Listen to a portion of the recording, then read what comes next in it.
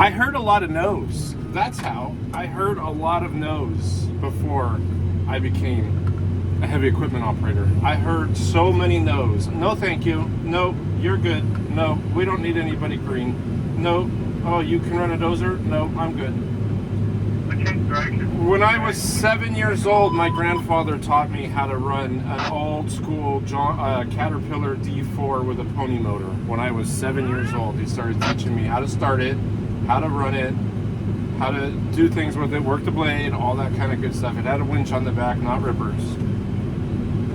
So I always wanted to run heavy equipment, and I knew someday that's what I would be doing. So I knew at some point that I was going to do it. So I went to a heavy equipment school in 2000.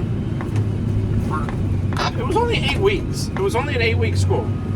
I'll actually in the link below, I will actually post the if it's still open. I'm not sure if it is or not, but I will post the website. It's called West Coast Training. It's in Woodland, Washington. You get to pick 2 pieces of equipment that you want to specialize in. They teach you basic grade setting, and then 4 weeks on one piece of equipment, 4 weeks on another piece of equipment. That is probably the best way. Vocational school over college. If you want to become a heavy equipment operator, the easiest way is to just join the union and go through an apprenticeship. Let's get back to me. I called a lot of places. I cold called. I got in the phone book, a telephone book, not the internet, a telephone book, and cold called places. Hey, this is my name. My grandfather taught me at a very young age how to operate bulldozers. I'm really interested in coming to work for you. I'm willing to start and do whatever I have to get hired. Can you, are you hiring? No. I heard a lot of no's. You will hear a lot of no's in this business. And so I didn't give up.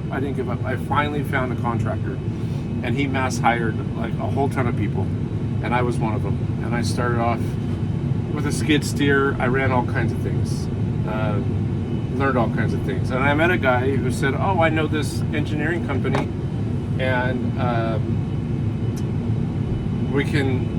let me make a phone call. So he made a phone call, and lo and behold, holy tamales, the company that I had wanted to work for hired me.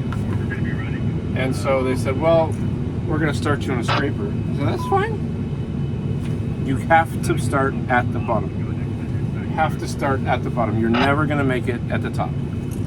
Start scrapers is where the dirt is. That's where you're going to learn. That's where you're going to learn. So I started in a scraper. I spent two to 3 seasons in a scraper learning the dirt, learning how to be pushed by a bulldozer, learning how to dump, learning this, learning that. And then slowly they started paying attention to I was doing the right thing, so I would get promoted. And they gave me an opportunity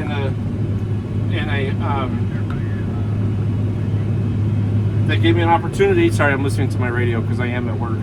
They gave me the opportunity to run a compactor, so I took it and did it. Then they said, hey, I need a push cat operator. I'm like, hell to the yeah. I became a push cat operator. And then seasons changed, and I became a fireman for 10 years, and I got a lung injury. I do have a Wildland Firefighter channel if you're interested. Leave it in the comments if you're interested and you want to find out more about that channel. I became a wildland firefighter, and then I got a lung injury, and after that my wife said, do you want to how about getting back into heavy equipment? I said, oh, that's a great idea. She says, oh, well, why don't you sign up with the union? I said, I don't know, I've never been a union guy. And so I'm like, screw it. So we went and paid the union dues and got the union paid for and never looked back. I went to one union meeting and met some people, and they gave me some tips and some who to call, how to call, what to say, what not to say.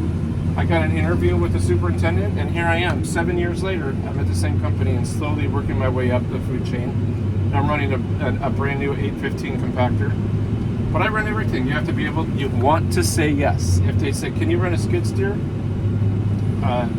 Obviously, if you can, say, yeah, I know how to run it. If they, you're not going to get hired and get in a bulldozer. That's not happening. And if it does, you better know what you're doing. Because we have plenty of guys that, well, no comment. Anyways, that's how I got into it. Again, I'll link West Coast Training. I'll look up the link on the internet. That's a good school. Your other best way to go is just signing up with the union, becoming an apprentice, doing your time as an apprentice, working your way up to be a journeyman, and just doing the job that you want to do. That's it. It's that simple. Make a decision and just do it. And let me know what I can do, what videos I can make, how I can help you, and what we can do from there. Because this channel is all about helping the next generation of heavy equipment operators become successful, get hired, become successful, and live life. Because it's a very rewarding career. Thank you for your time. I freaking love you. Goodbye.